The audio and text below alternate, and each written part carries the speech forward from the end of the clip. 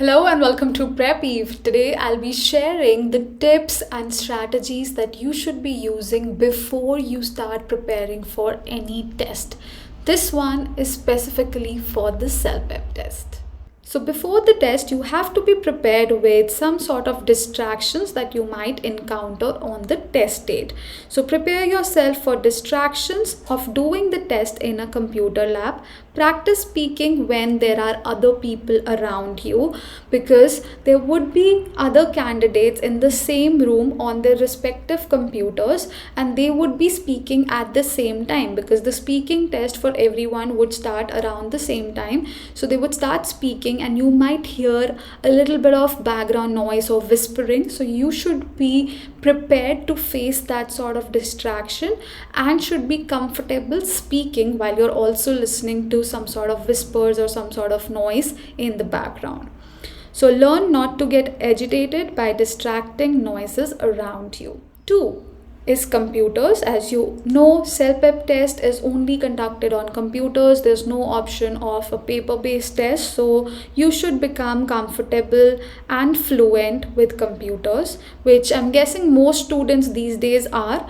But if you are someone who's not very sure of how to use the keyboard, where are certain keys in the keyboards, or certain alphabets, then it is high time that you start practicing using a computer so that during the test date you are familiar with the device. If you are not already using it, by using one every day for at least 2 weeks before the test, that's exactly what I said. So familiarize yourself with the device, with the computers, and also with the software. So there are 2 free online sample tests on the celpip.ca website, which I would highly recommend that you guys check out. celpip.ca, that's the name of the website. Go there. There are 2 free sample tests. Practice those and then you can come back to me. You can reach out to us. The numbers are in the description box for the feedback on your writing and speaking, because in case of your listening and reading, you would get the scores immediately after you complete the test. 3rd, practice time. It is really important to listen, read, speak, write English every day leading up to the test for at least 2 weeks or longer, depending upon your current level. So we offer classes for all sorts of candidates. If you're weaker, we have 1-month course. If you are someone who just wants to focus on a couple of modules, let's say only writing and speaking, or just speaking, in that case we have customized courses for 10 days, 20 days, 25 days, and even 30 days, depending upon where you stand. Then the 4th thing is vocabulary. So before the test, you should work hard on building your vocabulary in variety of ways. Try to listen to the radio, read the newspaper, watch TV in English every single day. Spend a few minutes every day noting new words down in a notebook. Now this is in an ideal situation. If you are preparing for the CELPIP test full time, you can do this. Otherwise, I have a shortcut for you. Now I know everybody loves shortcuts, so I'll be sharing the shortcuts for my students who have hectic work schedule, are working from 9 a.m. till 9 p.m., have like 12-hour shifts going on, and then they have to manage their household chores, their children, or their families in general. So for people like you, I would suggest that you identify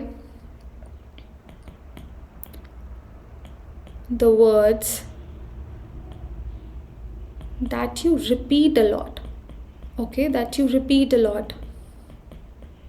So some people have the tendency of using the word good for everything. Okay, how are you? I am good. How was the food? It was good. How was your day? It was good. How was work? It was good. How was the weather? It was good. So whenever a question is asked, the students or such candidates tend to overuse the word good. Now what can you do? Think about the synonyms of the word good, or think about the different ways in which you can use an alternative to good for each of these questions, and write them down in the comment section. For example, if somebody asks you about the weather, you can say the weather was pleasant instead of saying it was good.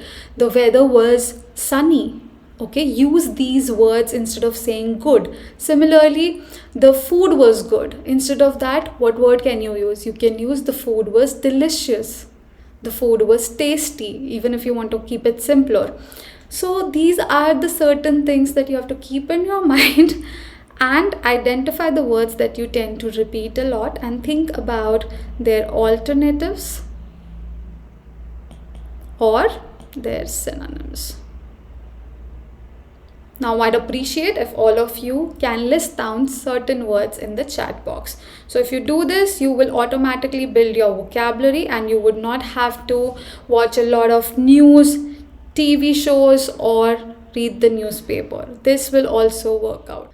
Fifth one is inferring meaning. Inference basically means that you are reading between the lines. It is not just what you see on the sheet of paper or you see on your screens that you're interpreting. You're interpreting the meaning that's hidden behind words. So you have to infer what the other person is trying to say, the underlining emotion or feelings or underlining suggestions that they're putting across.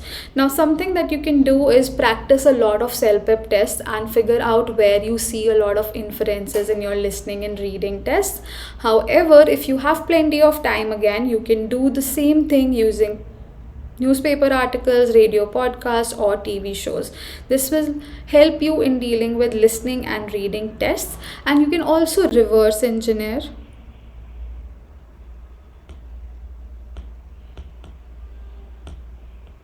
Now, what is reverse engineering? Reverse engineering is that instead of learning something A to Z, we start backwards. So how do you start backwards? You start practicing listening and reading test, and then when you're listening to the audio or when you're reading the passage, you try to identify the sentences wherein you're inferring the meaning. And even if that is not needed for you to attempt the answer, after you've done with the test, still go back to the passage, read it again, and try to read between the lines this time. The sixth one is Canadian culture. Try to familiarize yourself with the Canadian culture, because in your listening and reading test, you might come across certain words which are peculiar to Canada. So these are the things that you have to keep in mind before the test. These were some of the tips that I wanted to share with you. If you've liked this video, hit the thumbs up, subscribe to my channel, and also if you're interested in enrolling for the classes, I have my phone number in the description box. You can get in touch with us and we will create a special course customized according to your requirements and your needs.